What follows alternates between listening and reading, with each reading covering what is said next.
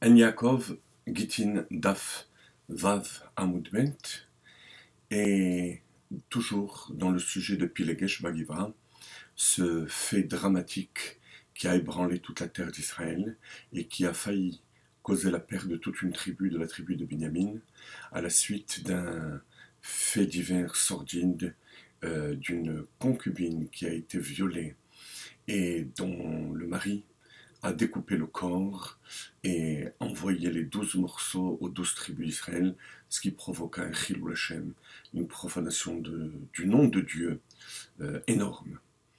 Et comme nous l'avons vu la dernière fois, le Maharal de Prague d'expliquer que lorsqu'il n'y a pas d'autorité, de malchut au sein d'Israël, alors Ish kol hayashar be'enav ya'aseh, chacun fait ce que bon lui semble, et c'est le chaos. Et cette perversion peut venir ou de la mouche, ou du symbole de la mouche, ou du symbole du cheveu, du poil, qui est un danger, comme la Gemara dit, danger pour l'âme, donc perversion au niveau de l'âme, ou bien perversion au niveau du corps.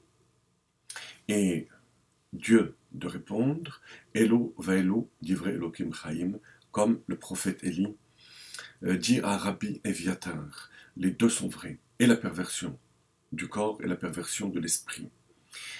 À la suite de cela, la Gemara s'intéresse à savoir quelle est l'origine de cette histoire au niveau des relations qu'il y avait entre cette concubine et son mari. Amar Rafrizda, Le'olam al yatil adam ema yetera betor beto. Une personne ne doit jamais, et comme les commentateurs disent, jamais, c'est même pour des mitzvot, imposer de crainte excessive dans sa maison. Il faut qu'il y ait un respect, parce qu'effectivement, le Baal Habayit doit imposer la ligne de conduite, la vision de la construction du foyer, une construction de Torah et de mitzvot. Malgré tout, il ne faut pas que ça passe par une crainte excessive. Respecter les paroles de quelqu'un, ça ne veut pas dire imposer la terreur.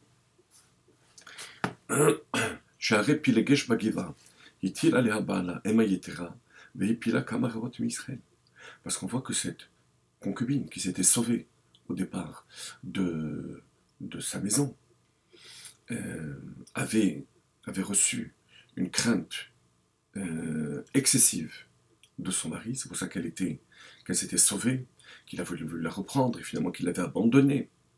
Et ça a fait tomber des dizaines de milliers de juifs. Amarav Yehuda Amarav, Kol HaMetil Ema Yetera Betor Beto, sauf au validé Shalosh Averot, Gilui Arayot, Ushvichut Damim Vechilul Shabbat. Et quiconque impose cette crainte excessive amène dans sa maison les trois avérotes suivantes.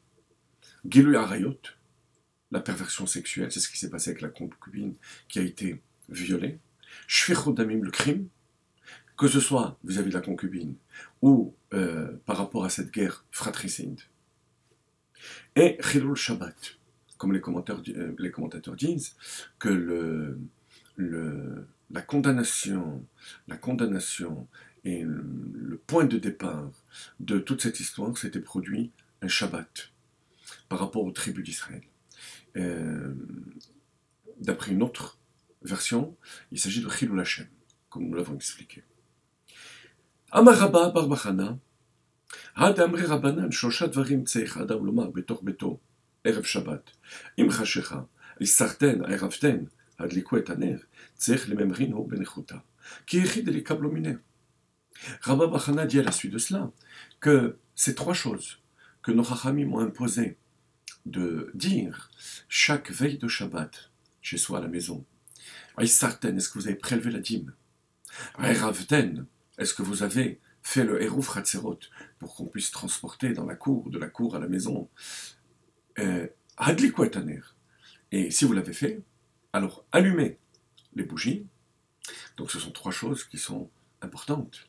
Mais comme vous le savez tous, c'est un moment de tension. C'est la veille de Shabbat. Alors il faut faire attention. Il faut le dire de manière calme, avec douceur, de manière à ce que ce soit accepté. Qui est kablomine. Concrètement, pour que ce soit accepté et fait, ou bien comme le Ben Ishraï dit, que pour ces trois choses, on a besoin du din de shlichut. C'est-à-dire que le mari demande à sa femme, ou aux personnes qui sont dans la maison, de le faire en son nom. Si la personne est énervée, elle n'aura pas cette kavana. Ni pour le maaser, à ce moment-là le maaser ne sera pas valable, prélèvement de la dîme, ni pour le hérouf, puisqu'il ne le fait pas au nom du propriétaire. Et puis, l'allumage des bougies de Shabbat se fait aussi en acquittant le mari, puisque le devoir est sur le mari et sur la femme. Et si la femme est énervée, alors elle ne le fait pas en son nom. Donc, il en va même de l'accomplissement de la mitzvah. D'autres commentateurs disent que pour ces mitzvot-là, il faut faire attention, parce que des fois, à cause d'une crainte excessive, la femme, ou les personnes qui sont chargées d'accomplir ces mitzvot, risquent de profaner Shabbat par peur du mari, qui va venir et qui va voir que les bougies ne sont pas allumées. Alors, crainte, oui, normal, respect. Une maison doit être éclairée par les lumières de Shabbat, mais pas de crainte excessive. Et là, il y a quelque chose de curieux. Rav Ashi dit, Ana lo shmi'a liha de Rabba Bar Hana. Moi, je n'ai pas entendu ce que Rabba Bar Hana a rapporté comme enseignement, qu'il a dit qu'il fallait le faire de manière calme. Mais Kiyam Tem Isvara, je l'ai accompli par logique. Le Marsha demande, mais Rabba Bar Hana lui-même aussi, la début de la logique, c'est pas un pasuk. Alors pourquoi dit-il qu'il l'a accompli de manière naturelle? Et il explique que Rabba Bar Hana donne ce conseil par rapport à l'accomplissement de la mitzvah, pour que ce soit accepté et que la mitzvah soit accomplie, donc de manière très pragmatique. Rav Ashi vient rajouter qu'il ne s'agit pas seulement d'accomplissement de la mitzvah, mais d'un travail intérieur. Akadosh Baruch Hu veut que l'on transforme nos midot et qu'on soit des personnes calmes, avenantes et agréables lorsqu'on parle. C'est le travail de Sfirat HaOmer, Tikkun HaMidot, réparation des midot. Et c'est ainsi que le Ben Ishraï termine en donnant un commentaire magnifique à cette Gemara. Trois choses. Une personne doit dire chez lui à la maison, avant le coucher du soleil. Il dit que le coucher du soleil, c'est avant son départ de ce monde. C'est-à-dire qu'une personne qui avance en âge, et avancer en âge, ça peut commencer très très tôt. Miyom hamavet, miyom himafaldo. Depuis le moment de la naissance, on avance en âge. On doit se dire trois choses. Sarten, est-ce que vous avez prélevé la dîme?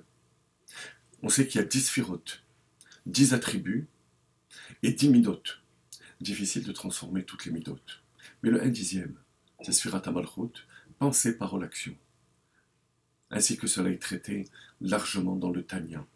Est-ce que vous avez contrôlé vos pensées, paroles, actions? Aïraften, est-ce que vous avez mélangé? Chassadim et Gvurot. L'être humain a deux groupes de midot, la bonté et la rigueur. Son travail, c'est de mettre de la rigueur dans la bonté et de la bonté dans la rigueur. Alors à ce moment-là, Hadliku et Taner, vous pouvez allumer la lumière et la diffuser autour de vous. Parce que ce nerf, c'est ce symbole du ner mitzvah Vetora Or. Et il termine en disant que de ce fait, on a le mérite d'atteindre le Noam Hashem. Noam, Nun Ain Mem, ce sont les initiales de Ner, la mitzvah de l'allumage des bougies de Shabbat. Ain, c'est Aeruv, Aeraften, le Maaser. Et le même, c'est Maaser. Aeraften, donc Nun, Ner, Ain, Aeraften, Aeruv, et même Maaser.